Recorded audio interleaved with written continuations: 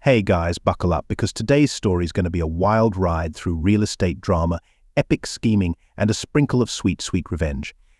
Let's dive into the world of gazumping, and I'm not talking about some crazy new dance move.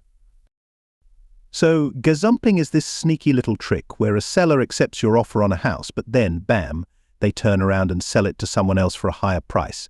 It's like agreeing to a high five and then getting a full body tackle instead. Yeah, it's that kind of move. Our story kicks off 15 years ago, and let me tell you, it's one of the most legendary tales I've heard. We've got a best friend and her hubby raising 5 kids in a crumbling old 4-bedroom house.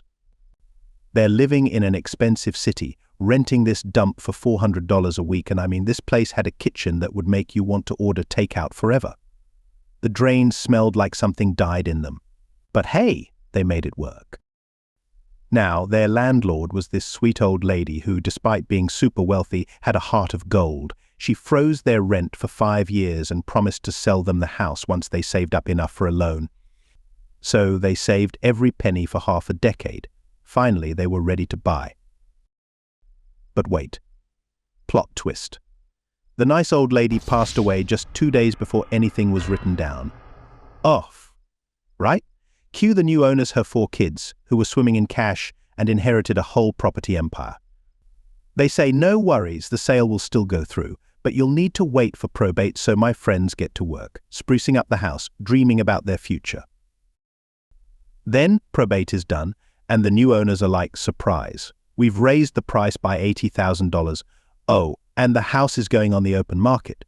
Cue the stress levels going through the roof.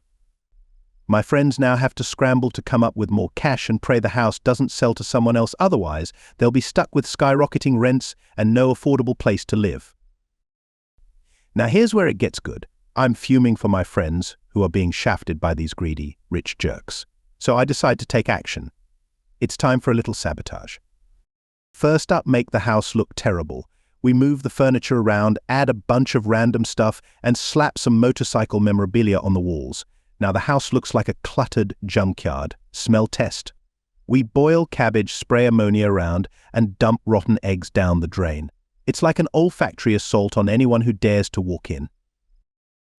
Next, we set up some neighborhood shenanigans. We dump a moldy old couch on a neighbor's lawn and ask everyone with a clunky car to cruise by the house during the open day. The street turns into a traffic jam. Plus, we rally the rugby club, big, burly guys in their roughest gear, cooking up a storm with free food and cheap beer. It's like a block party with a side of intimidation. So the open house day arrives. People pop in, take one whiff, and bounce out like their shoes are on fire. One brave soul stays a bit longer, hears about the regular parties and the troublesome drains, and decides this place is a hard pass. Long story short, my friends are the only ones who make an offer. They end up paying a bit more than planned, but way less than the greedy owners wanted. The best part?